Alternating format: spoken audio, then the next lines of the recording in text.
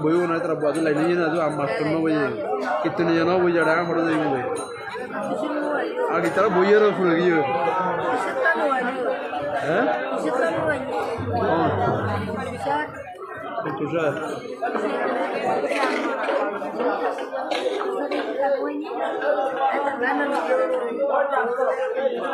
आरा video में no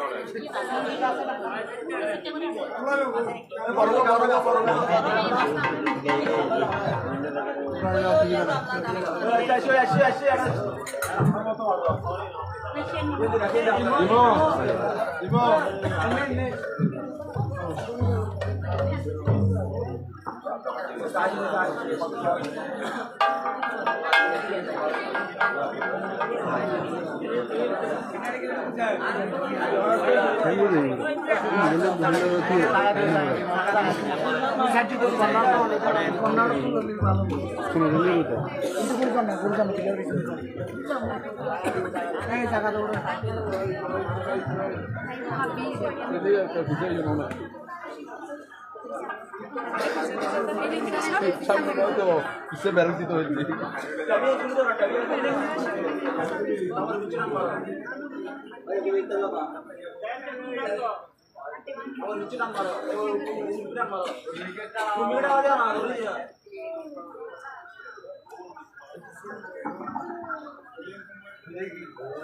hello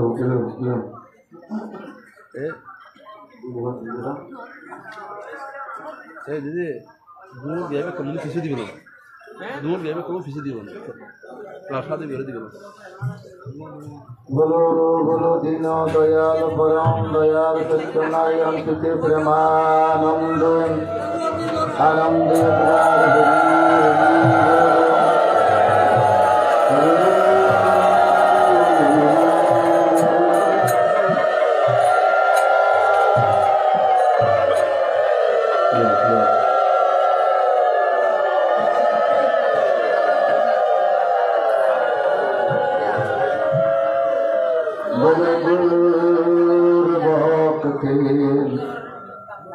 सजने नमस्कार गुरु भक्ति सजने नमस्कार गुरु भक्ति सजने नमस्कार गुरु भक्ति सजने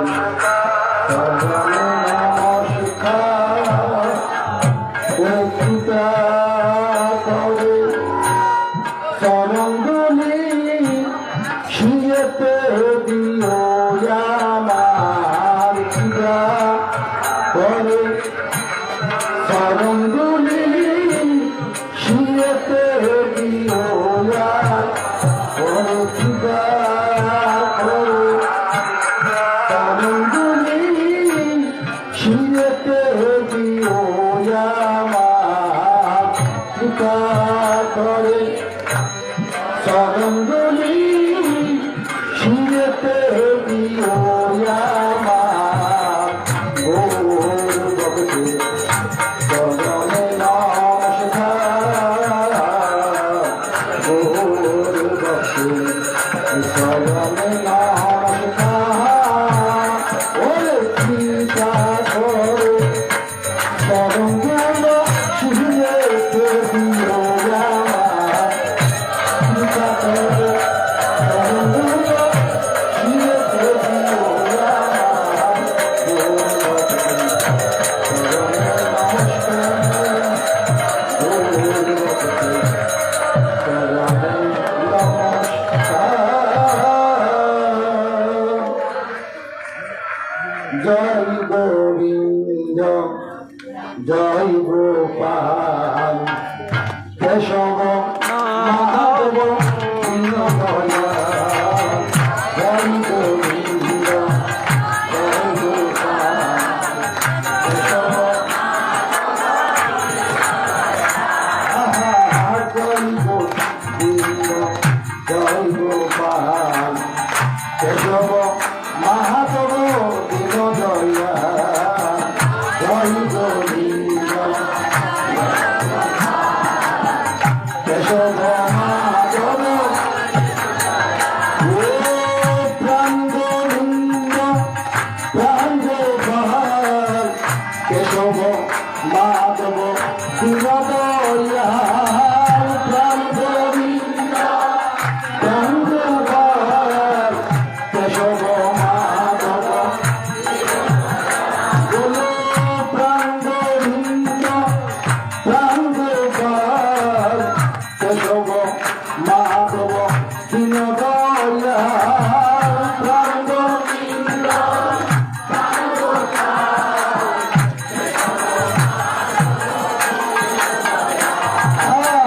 দীনদয়াল প্রভু দীনদয়াল পরম দয়াল প্রভু পরম দয়াল দীনদয়াল প্রভু দয়াল পরম দয়াল প্রভু রাম দয়াল আহা জয় রঘুনন্দন জয় রঘুনন্দন জয় রঘুনন্দন শ্যাম সুন্দর জয় রঘুনন্দন জয় রঘুনন্দন জয় রঘুনন্দন জয় রাম জয় রাম জয় রাম জয় রাম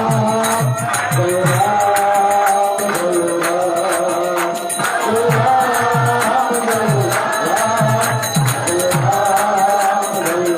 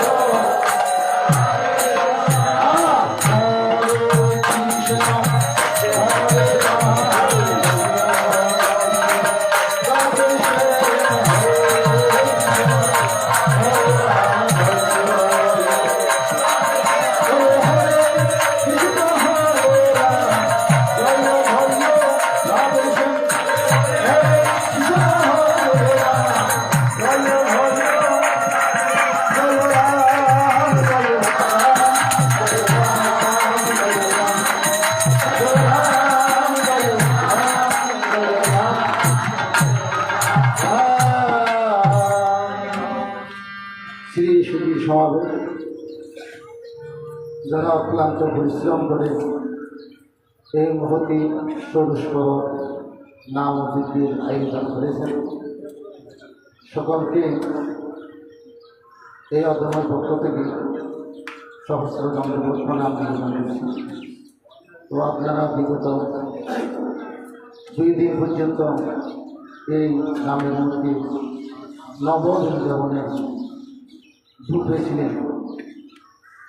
তো আজকে আমাদের এখানে এই এলাকার যুব সমাজ যারা আছেন, তরুণ তরুণী, যুবক যুবতী, কিশোর কিশোরী, সকলেই বিভিন্ন জায়গা থেকে শ্রদ্ধা সংগ্রহ করে শিক্ষা করে এনে একটি নাম থেকে আয়োজন করেছে। তো এই নাম অভিজ্ঞ মহাযজ্ঞ, অন্য কোনো যজ্ঞকে মহাযজ্ঞ বলা হয়। কলিযুগে গৌরাঙ্গ মহাপ্রভু বলছেন, যত যজ্ঞ আছে সবচেয়ে বড় যজ্ঞ হচ্ছে এই নাম যজ্ঞকে মহাযজ্ঞ বলা হয়।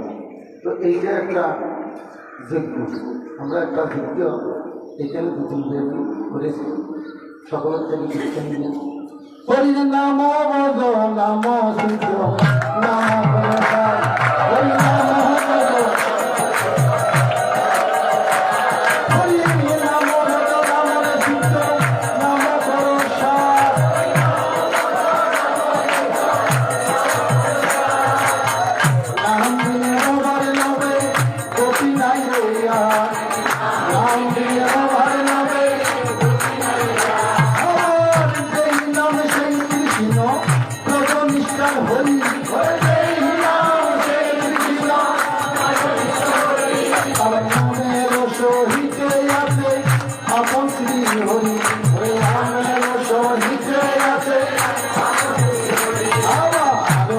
নাম কৃষ্ণ নাম বড় মধুর, হরি নাম কৃষ্ণ নাম বড় মধুর, যেই জনে জনে কৃষ্ণ সে জগত পুর, বলে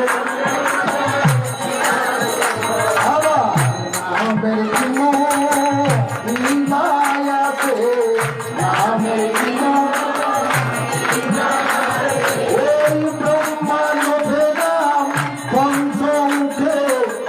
নামের বিমায়াতে ব্রহ্মাণ্ডে পঞ্চমুখে নামের যেমন শিব লোভে নাম শোষণ কাছে নামের বিমায়াতে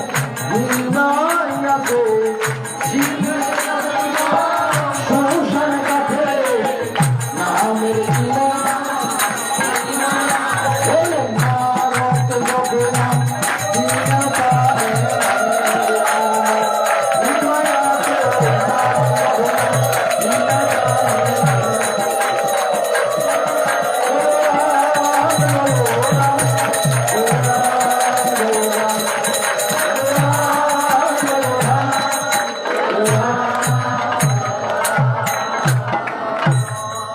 সমাবেশ, এইবার গুরু শিষ্যের দ্বন্দ্ব। গুরুদেবকে বলছেন শিষ্য, হে গুরুদেব, আমি সকাল দিনগুলো গেলাম, আমাদের সকলে গানটা করতেছি না, হরি দিনগুলো গেল, সন্ধ্যা হলো, কাঠ হলো, হে হরি হরি মাই গুরুদেব। গুরুদেবকে বলছেন শিষ্য, হে গুরুদেব, তুমি সকাল থেকে সন্ধ্যা পর্যন্ত আমার ভোগে কালে দিতে বসাই গেছে, আমার শিষ্য যারা ছিল সকলে আগে চলে গেল, আমারে তুমি করলে না পারা, এই কীর্তনটা আগে বলো। মানে গুরুদেবকে বলতেছেন যে গুরুদেব, সবাইকে তুমি বার করলে আমাকে খেলার বড় কাজের মধ্যে বসাই গেছে। গুরুদেবকে শিষ্যের কথা গুরুদেব বলছেন, বলিয়াছে যার তারে পরিবার, বলিয়াছে বলিয়াছে যার তারে পরিবার, তোমার তো নাই করি, তোমার তো নাই করি, তোমাকে কেমনে বাহার করি আমি।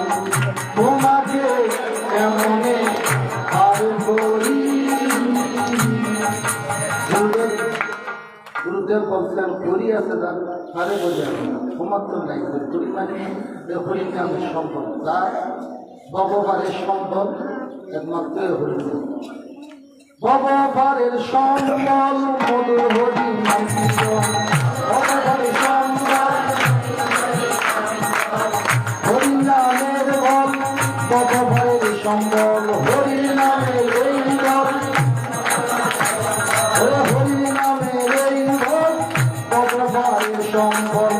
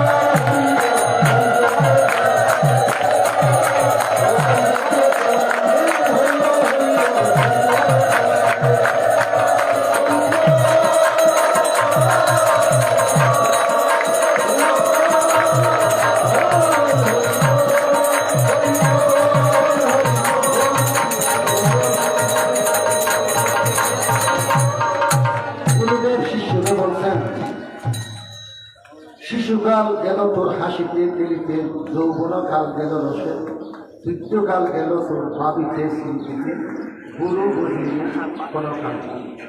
তো আমাদের এই মানব দেহটা দুর্লভ কেন ৮৭ লক্ষ ভাগ ভ্রমণ করে এই মানব দেহ আমরা ধরে দিয়েছি।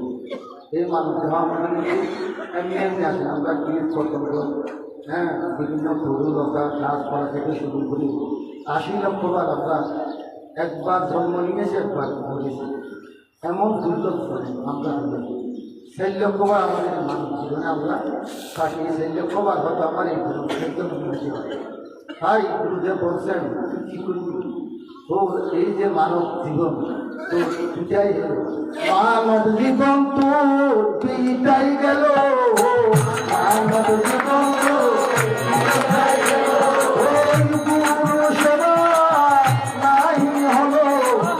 মানব জীবন তো বিপদে গেল সেবা নাহি হলো মানব জীবন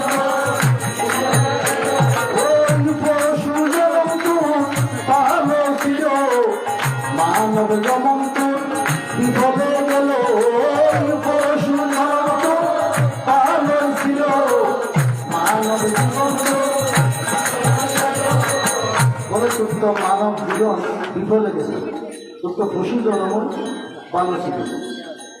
এখন গুরুদেবকে বলতে হে গুরুদেব তুমি না আমার বন্ধুর বাড়ির খানদানি তুমি আমাকে পার করো। গুরুদেব বলছেন হে ভগবান তোকে হাত দিয়েছেন গুরু সেবা করার জন্য পা দিয়েছেন মন্দিরে আসার জন্য চোখ দিয়েছেন গোবিন্দকে দর্শন করার জন্য মাথা দিয়েছেন গোবিন্দকে প্রণাম করার জন্য। অনেকের হাত পা নাই তারা গুরু সেবা করার অধিকার পাই না কিন্তু তোরকে গোবিন্দ সব কিছু দিয়ে পাঠিয়েছে কেন তুমি এই মানব জীবন বিফলে চলে গেল এই কথা বলছেন তবে একদম অন্ধ লোক প্রতিদিন মন্দির তো কতগুলো ছেলেমেলে অন্ধ লোককে বলতে ফিরে যাচ্ছ তোমার তো দুইটা চোখ তাহলে তুমি মন্দিরে যাইয়ে না ভক্ত বলছেন দেখো আমি মন্দিরে যাচ্ছি এই কারণে যেহেতু আমার শ্রদ্ধা ঈশ্বর আমাদের শ্রদ্ধা ঈশ্বর তো আমাকে দেখছে ঈশ্বর তো আমাকে দেখছে আমার শ্রদ্ধা হচ্ছে আমি ঈশ্বরের না দেখতে পারি ঈশ্বর তো আমার দেখছেন আমি ঈশ্বরের মন্দিরে যাচ্ছি।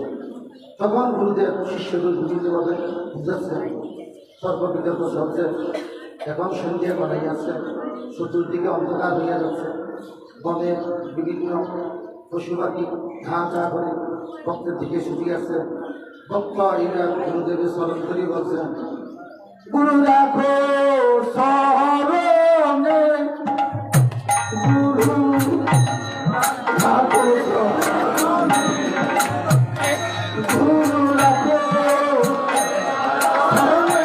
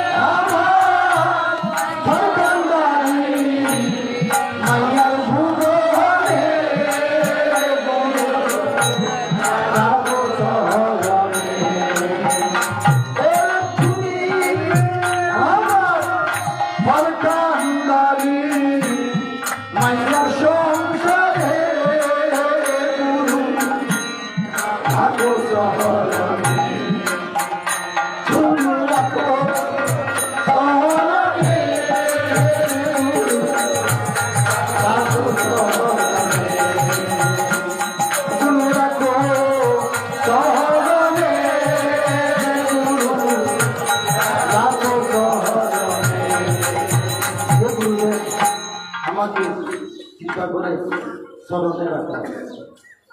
গুরুদেব আক্ষেপ করে শিষ্যকে বলছেন, মানব জনম তো বিফলে গেল, মানব জনম তো বিফলে গেল, পুরা সাজাওয়া বলে কিবা হইল, মানব জীবন তো বিফলে গেল,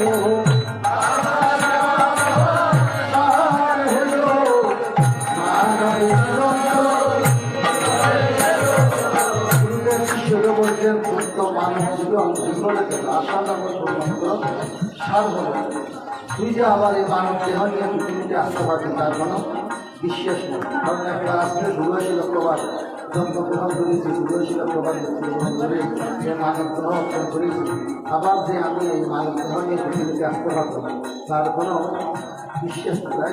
বলছেন যে মানব জীবনটা বিফলে গেল। এবার আপনারা তো জানেন, যদি গুরুর কৃপা হয় বলে ভগবান তাকে রাখতে পারে, গুরুর যদি কৃপা হয় তাহলে ভগবান তাকে রাখতে পারে। গুরুদেবের চরণধরি বলছেন, গুরুদেবের চরণধরি শিষ্য বলছেন, ওরে জনম দুঃখী পোরা গোপাল গুরু আমি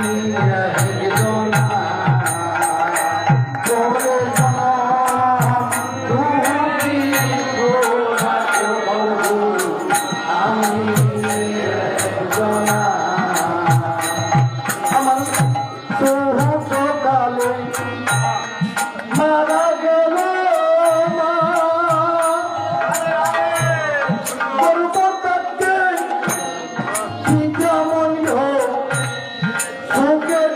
দেখলাম না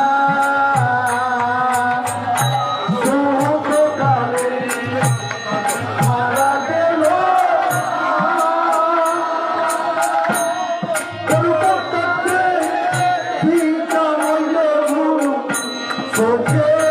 দেখলাম না গুরু জনম দুঃখী ফোরা গোপাল গুরু আমি একজনা, ওরে জনম দুঃখী ফোরা গোপাল গুরু আমি একজনা। এবার গুরুদেবের ভাষার মন করে গেলেন, গুরুদেব শিষ্যকে জড়াইয়া ধরলেন। এবার গুরুদেব ভগবানের কাছে নিয়ে যাবেন। তবে গুরুদেবের যদি কৃপা হয় ভগবান রাখিবারে পারে, গুরু যদি সুস্থ হয় রাখিবারে পারে, গুরু যদি রুষিত হয় রাখিবারে না। গুরুদেব সুস্থ হল, আগে আগে আগে যাই পিছে ফিরে যাই, আগে আগে যাই পিছে ফিরে যাই, আগে আগে যাই পিছে ফিরে যাই, ওরে আগে আগে যাই পিছে ফিরে যাই, মোহন দিদি তোমারে গুরু, মোহন দিদি তোমারে গুরু, মোহন দিদি তোমারে গুরু। আগে আগে যাচ্ছেন, পিছন দিকে দিকে সাইডে যে শিষ্য আসতে দিকে এই গুরুদেবের মহিমা।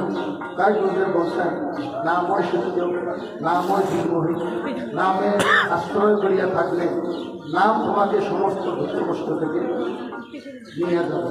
সেটি সমাবেশ। তো এইবার গুরুদেবের সাথে গেলেন শিষ্য, ভগবানের চরণে বললেন, আমার এখন এই শিষ্য তুমি কৃপা করে তাকে তুমি সমস্ত দোষ থেকে ক্ষমা করো। এবার ভগবান ওকে সমস্ত ক্ষমা করবে। তাই গুরু ব্রহ্ম গুরু বিষ্ণু গুরুদেব মহেশ্বর, গুরুদেব যদি কৃপা করে তাহলে তুমি অবশ্যই বহু ভাই পার হতে পারবে। এই যে গুরুদেবকে ব্রাহ্ম বিষ্ণু শিবের সমতুল্য বলা হয়। তাই দেখেন শ্রীবাস এখানে এই শ্রীবাস আছে, শ্রীবাস বলতে এখানে ফাঁকজন পঞ্চতত্ত্ব, এই ফাঁকজন পঞ্চতত্ত্ব ছাড়া কোনো উৎসব হয় না। কেন হয়নি? তাদের এত বেশি মূল্য কেন? আজকে আমাদের এখানে বাংলাদেশে দেখে বুঝি আপনি একটা পঞ্চতত্ত্ব ছবি মনে করে ভাবে কিনা মনে হয় না 100 বছর বসে বুঝে করে থাকতে হবে। কিন্তু বলি যুগের ভগবান যে চৈতন্য মহাপ্রভু আমরা সেই কথাটা জানি। আমরা এমন একটা সনাতনী যে কলিযুগের ভগবান যদি বলো কলিযুগ ভগবান সে বলো যে শ্রী স্বামী কৃষ্ণ ভগবান সব রয়েছে কলিযুগের ভগবান যিনি সত্যকে ছিলেন হরি সাথে ধনুদারি তারপরে বংশীদারি বলিতে তিনি চৈতন্য মহাপ্রভু তিনি নদীর মধ্যে এসেছেন। নদীর মধ্যে এসেছেন যে খেয়াল রাখছেন ওনাকে এ অদ্বৈত প্রভু এই এখানে একটা ছবি আছে, অর্থাৎ ওই চৈতন্য মহাপ্রভু ডান পাশে যে মুখের মধ্যে দাঁড়িয়ে আছেন এ হরিণ নামটা গোলাপটাকে বলতে নিয়ে এসেছেন কলিযুগের মাঝে। তো বলছে যে আমি তো সত্যতে গেছি, তাতে গেছি, ডাবরে গেছি, আমি আবার কলিযুগে যেতে হবে কেন? তো উনি বলছিলেন হে প্রভু উনি কি আবার মহাবিষ্ণু অবতার, পূর্বজন্মে সে দেবারীদের মহাদেব, ও দেবারীদের মহাদেব পূর্বজন্মে। তো গুরুদেবকে আক্ষেপ করে বলছিলেন যে দেখো কলিযুগত দিন তারা অন্যগত প্রাণ মিথ্যাবাদী মিথ্যাচারী, তারা পাপে জড়সড়, হ্যাঁ তারা যদি কলিযুগকে একমাত্র সোজা এই অর্থাৎ গুরুকে যেই নামটা ভোগছিল সেইটা যদি এই কলিযুগকে দিলে তাহলে তারা এই নামের মধ্যে মুক্তি হতে পারে। এই জন্য তিনি অনেক দিন রাত্রিরে তপস্যা করে এই হরিণ নামটা বলক থেকে বড় দিন হয়েছে। তাহলে এই জন্য নহন যেমন আমার ঠাকুর উনি প্রচার করেছেন, অনুটারও প্রচার করেছেন, অদ্বৈত পুরী মহারাজকে প্রচার করেছেন, বিভিন্ন গুরুদেব যারা আছে তারা এই যে পাঠ্যাবহ অর্থাৎ যিনি প্রচার করেছেন যিনি এনেছেন তাকে তো আমরা চিনি। উনি তো বলক থেকে বলে যদি নামটা নাম করি তাহলে আমরা এই পাপ থেকে আমরা মুক্ত হতে পারি। তাই এই জন্য বলছি যে ওনার এ পর্যন্ত ছাড়া কোনো উৎসব থাকবে। দেখেন এখানে আরেকজন লোক আছে এই শিবা সে দেহের মধ্যে একটি নাম করতে পারি এবং নাম করতে পারে সেই জন্য হঠাৎ করে মধ্যাহ্ন সময় মহাপ্রভু উপস্থিত করেন। শিবা খুবই আনন্দিত মহাপ্রভু যে আমার সংকীর্তন যে ভগবান উপস্থিত যেন যেন ঘটা আনন্দের মানে বর্ষ সবাই আনন্দিত হয়ে যায়। এইদিকে সংকীর্তন চলতেছে বাসার মধ্যে ওর ছেলে মারা গেছে। এখন বাসার মধ্যে যখন যখন ছেলে মারা যায় একজন খানা ডাঙায় শিবাসকে বলছেন এই শিবাস দেখতে না এই শিবাস অর্থাৎ যার মাথার মধ্যে শুনলে এই শিবাস। তো বলছে যে দেখো এই শিবাস তুমি তো নাম করছো শ্রবণ করতেছ, তোমার ছেলে তো মারা গেছে। শিবাস খানা করেছিল শুক্রের দাঁড়িয়ে কিন্তু মহাপ্রভু আছে, মহাপ্রভু সব কিছু জানে শিবাসকে ঢুকিয়ে করতেছে শিবাস করতে। তখন শিবাস কিছুক্ষণ পরে আস্তে আস্তে দেহের মধ্যে ঢুকে শিবাস স্থিতিতে বলতেছে যে দেখো যদি আজকে আমার সমাজ দিকে ছেলে মারা যায় ঠিক আছে, তুমি যদি খান্নার কারণে তোমার কারণে যদি আমার সংকীর্তন ঘনপতি হয় বা সংকীর্তন বন্ধ হয় তাহলে আমি গলায় কলসি বেঁধে জলের মধ্যে প্রাণ বিশুদ্ধ স্ত্রীকে বলতেছে যে যদি তোমার কারণে আমার সংকীর্তন ঘনপতি হয় তাহলে তুমি ছেলেকে হারাবে আমাকে হারাবে। এই ছেলে কিন্তু আমার নয়, যদি আমার হতো তাহলে আমার থাকতো। এই সব কিছু যে কথা বলছে সিরিয়াসকে কলমটি বলছে মহাপ্রভু কিন্তু কীর্তন মন্ত্রে বসে আছে, মহাপ্রভু সব কিছু দেখছে। আবার সেই কথা বলে সেই এসে মহাপ্রভু পাশে বসে। আমার মহাপ্রভু বলছেন কি সিরিয়াস তোমার মন খারাপ কেন, কি সমস্যা হয়েছে? হয় না তো তাদের কোনো তো সমস্যা নেই, তুমি আমার সঙ্গে দেখেছ। সিরিয়াস মহাপ্রভু দিকে নিজের মধ্যে গেল, সেখানে শীঘ্র সবার মুখ কালো দেখেন মহাপ্রভুকে সব কিছু থাকে। এখন মহাপ্রভু বলছে যে দেখো তোমার ছেলের নামের সাথে প্রাণ থাকছে, তোমার ছেলের কর্মফল কেউ ভালো দিতে পারবে, যার দেশেও কিন্তু তার হবে, কিন্তু তোমার ছেলে